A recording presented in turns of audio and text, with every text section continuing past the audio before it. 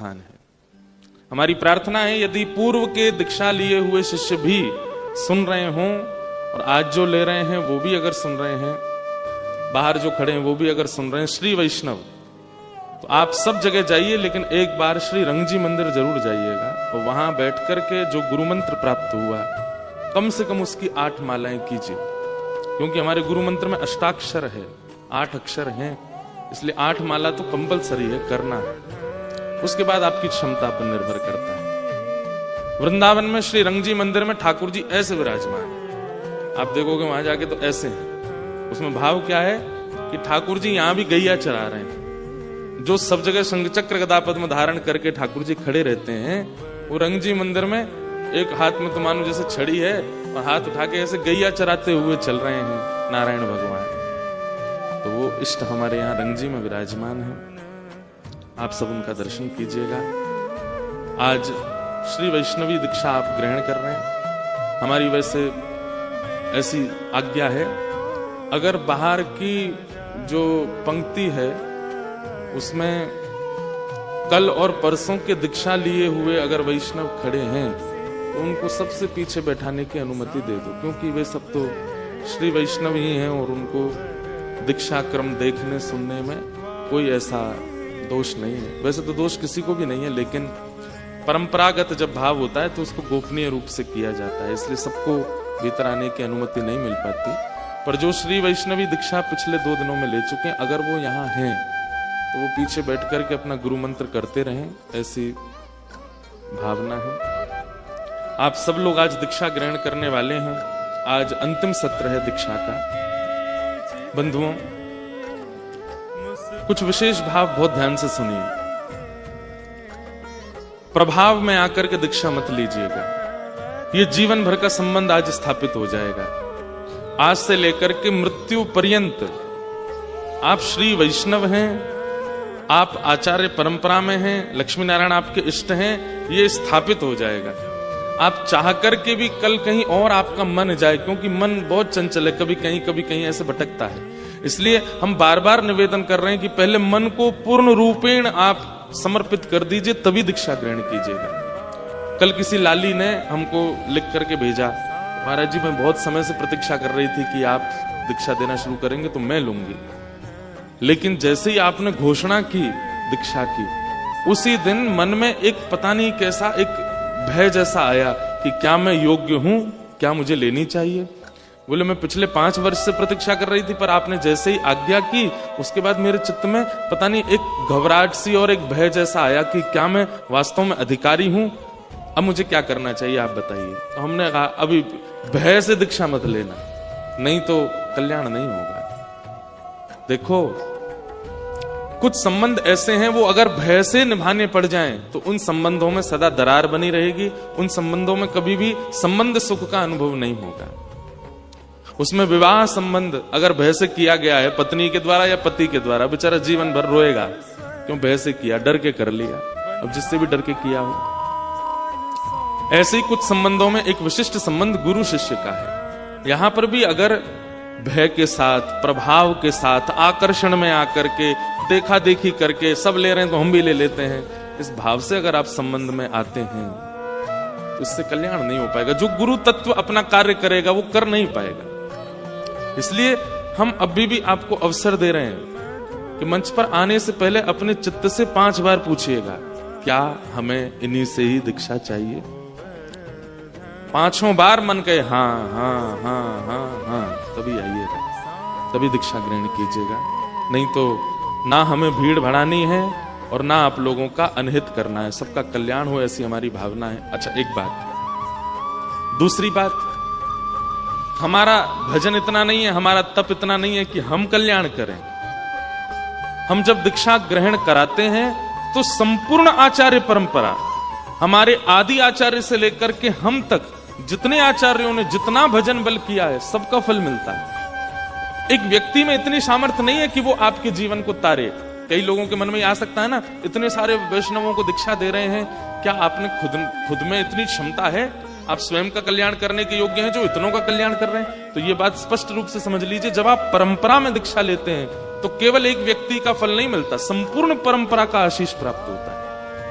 हमारी आदि आचार्य से लेकर के श्री सटकोप स्वामी, श्री यामुनाचार्य जी, श्री रामानुजाचार्य जी, ये जितने आचार्य हमारी परंपरा में हुए, सबसे प्राचीन परंपरा है श्री वैष्णव परंपरा। संपूर्ण आचार्यों का आशीष प्राप्त होता है। जैसे ही शंख चक्र अंकित होते हैं, संपूर्ण आचार्य परंपरा आशीष देती है, सबके भजन का फल आपको प्राप्त होता है। तो इसलिए कभी कभी किसी के चित्त में यह भावना आ सकती है कि एक व्यक्ति हमारा कल्याण कर देगा। एक व्यक्ति कल्याण नहीं कर रहा, पीछे पूरी फौज खड़ी है उसके।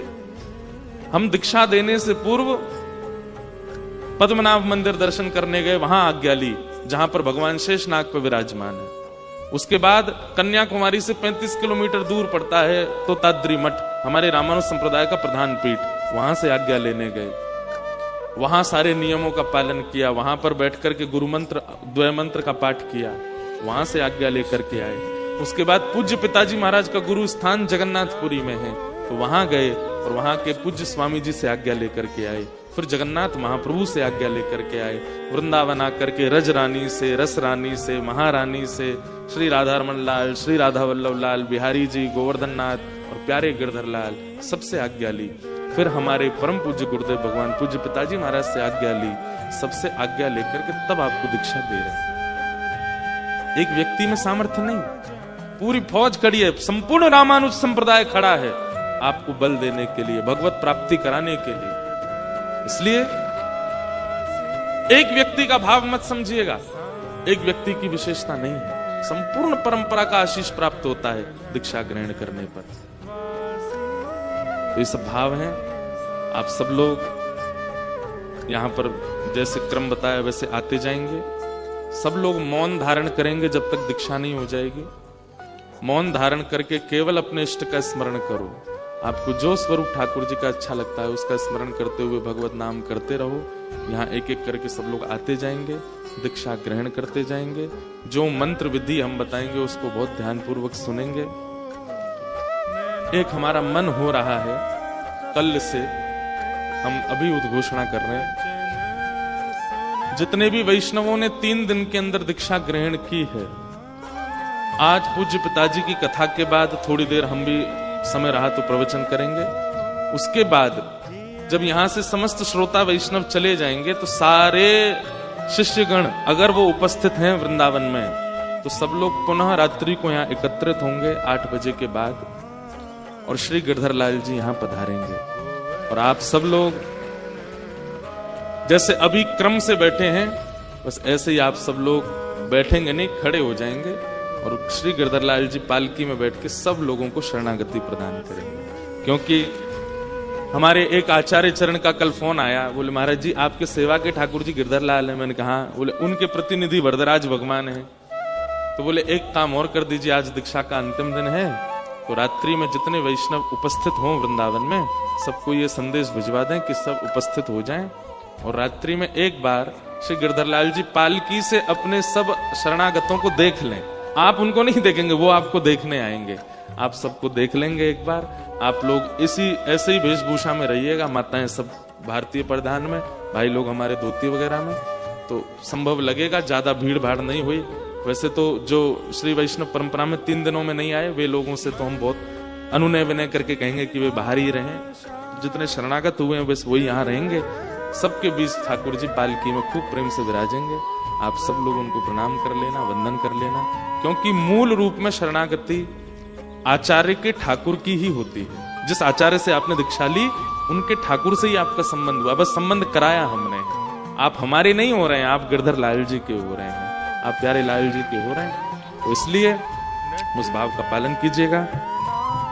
गुरु परंपरा में आने के बाद आपको हमारी आज्ञा से क्या क्या पालन करने हैं, पिछले 3 दिनों में भी जिन्होंने ली वो भी सुन लीजिए। सबसे पहली आज्ञा, तिलक रोज धारण करना है।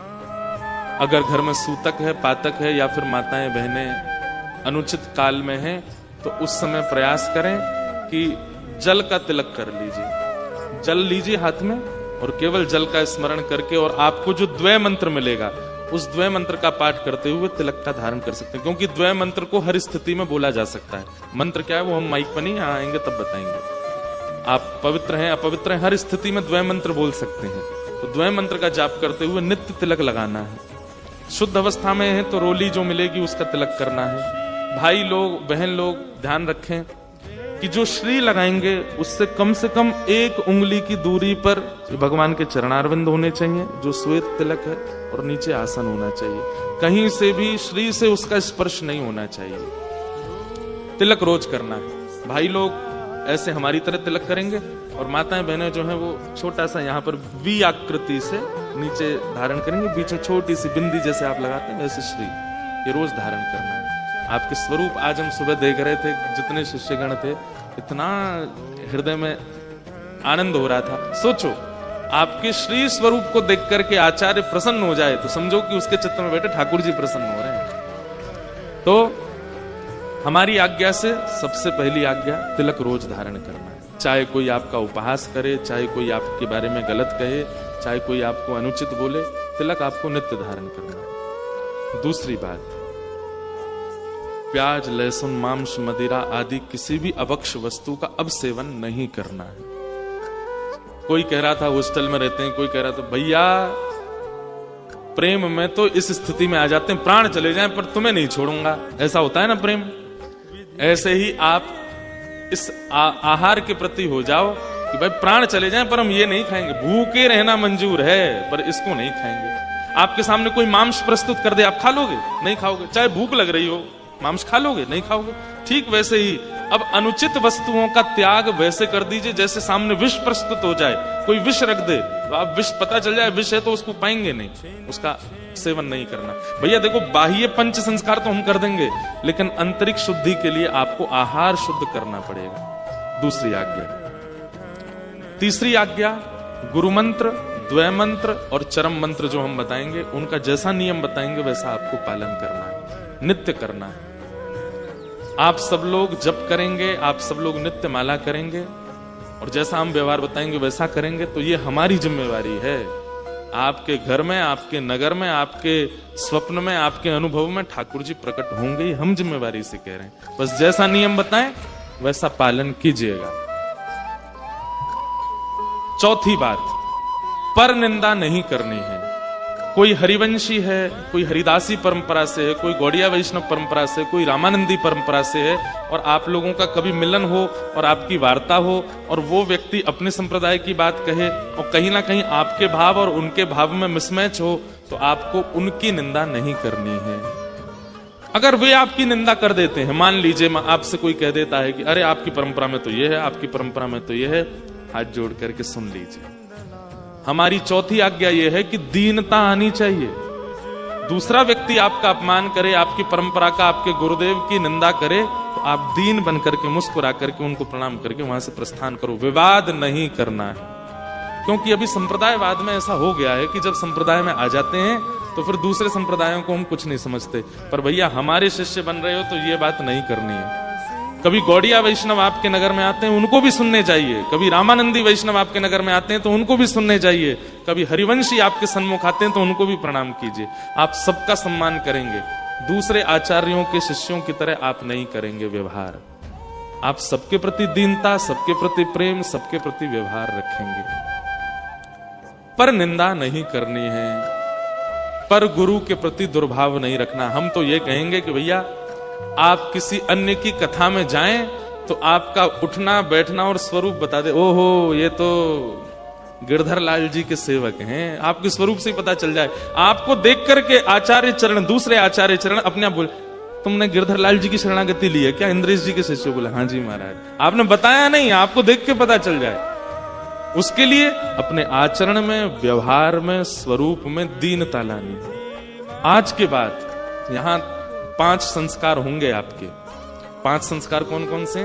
पहला संस्कार होगा तप्त, दूसरा संस्कार होगा पुण्ड्र, तीसरा संस्कार होगा मंत्र, चौथा संस्कार होगा नाम और 5वां संस्कार होगा याग। तप्त संस्कार में आपको मुद्रा प्रदान की जाएंगे। एक और क्लियर कर दें हम बात, कई लोगों को पहले दिन हमने थोड़े डर के मारे ठंडी ही मुद्रा दी, ज्यादा गर्म नहीं दी। वैसे तो नियम ऐसा है कि ऐसी मुद्रा प्रदान करें कि शंख चक्र यहां प्रकट हो जाए, तो इसलिए थोड़ा तपा करके मुद्राएं दी जाती हैं। लेकिन हमने थोड़ा कम ही मुद्रा दी है और वो लोग रो रहे हैं, बोले हमारी तो मुद्रा ही प्रकट नहीं हुई, हमारी तो मुद्रा ही। जिन लोगों की मुद्रा प्रकट हो गई वो ये मानो कि भाई हमारे अंग पर मुद्रा है, पर जिनकी मुद्रा प्रकट नहीं हुई वो ये समझ लो कि उनकी अंतरंग मुद्रा आ गई है, उनकी आत्मा में मुद्रा प्रकट हो गई है। तो जिनकी प्रकट नहीं हुई वो निराश मत हो, और जिनकी प्रकट नहीं हुई है हम गुरुदेव से आज्ञा लेंगे, आचार्य चरणों से आज्ञा लेंगे। फिर एक दिन जो पूर्व के शिष्य हैं जिनकी मुद्रा प्रकट नहीं हुई थी उनको फिर मुद्रा पुनः प्रदान करने अगर विधान होगा तो करेंगे। ठीक है, तो पहला संस्कार होगा तप्त मुद्रा, यहां पर मुद्रा प्रदान की जाएगी। दूसरा संस्कार होगा हम तिलक प्रदान करेंगे आपको, आज के बाद ही तिलक लगा सकते हो आप, आज से पहले नहीं। तीसरा संस्कार होगा मंत्र, 3 मंत्र आपको दिए जाएंगे।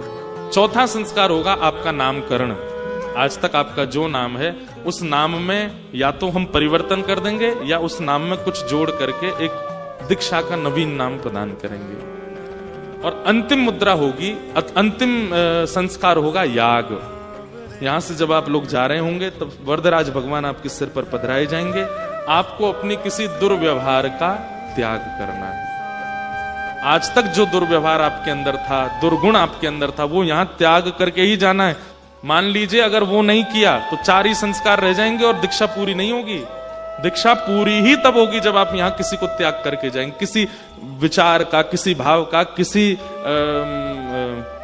अवगुण का त्याग करके जाएंगे, तभी दीक्षा पूरी होगी, नहीं तो दीक्षा पूर्ण नहीं मानी जाएगी। और ज्यादा चतुराई मत करिएगा, चलो हम चाय छोड़ देते हैं, चलो हम दूध छोड़ देते हैं, चलो हम डेयरी प्रोडक्ट छोड़ देंगे, आज से मीठा नहीं खाएंगे। अरे शरीर स्वस्थ करने वाली वस्तु नहीं त्यागनी है, मन स्वस्थ करने वाली वस्तुओं का त्याग करके जाना है। ठीक है, उसमें अभिमान का त्याग की दीजिए। आज आचार्य चरणों से ये प्रार्थना कीजिएगा कि मुझ में कभी मान ना आवे, मुझ में कभी ईर्ष्या ना आवे, मुझ में कभी कामुकता ना आवे, मुझ में कभी क्रोध ना आवे, मुझ में कभी लोभ ना आवे। इन सब का त्याग करके जाइएगा।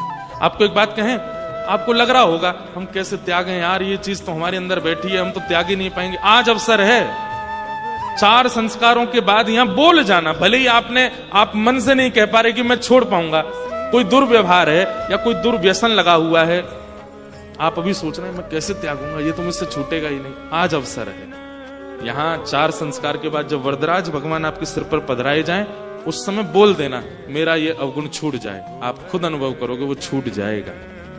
यही तो दीक्षा संस्कार है। इसलिए इन 5 संस्कारों की पूर्ति कीजिएगा। अब हम ज्यादा प्रवचन नहीं करेंगे।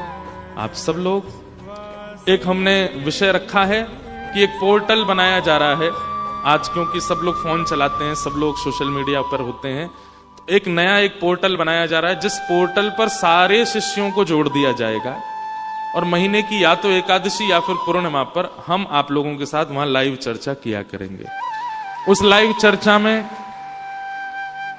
आप लोगों को कुछ बोलना नहीं है, आपको केवल सुनना है। 1 घंटा, आधा घंटा, जितना भी हम पे समय होगा, अपनी संप्रदाय के कुछ गूढ़ बातों को आपको बताएंगे, जिनको हम लाइव नहीं बोल सकते, यूट्यूब पे नहीं बता सकते और किसी भी सोशल मीडिया पर नहीं बता सकते। वो हम आपको पर्सनली, इन पर्सन आपको बताएंगे। उससे 2 काम हो जाएंगे, एक तो संप्रदाय का बोध होगा और एक हर महीने गुरु आश्रय प्राप्त हो जाएगा। उसी को ही आप मान लीजिएगा। एक अंतिम बात और कह के बात को विराम करके दीक्षा प्रारंभ करेंगे।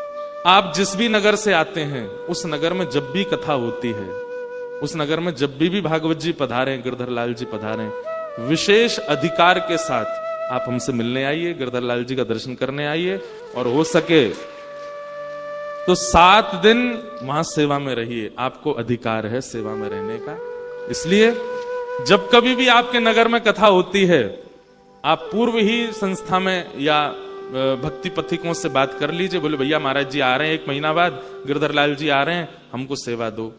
और हम जितने शरणागत शिष्य हैं उनके घर भी जाएंगे, उनके घर भी हो आएंगे, और वो तो हमको करना पड़ेगा। अभी तक तो मैं बचता था, घर नहीं जा रहा था किसी के भी, लेकिन अब हम जाएंगे। तो जितने शरणागत हैं वो सेवा में रहिएगा। आपकी जिम्मेवारी है कि आपके नगर में कथा हो तो आप आगे आकर के गिरधर लाल जी की सेवा में, गुरुदेव की सेवा में, कथा की व्यवस्थाओं में अपना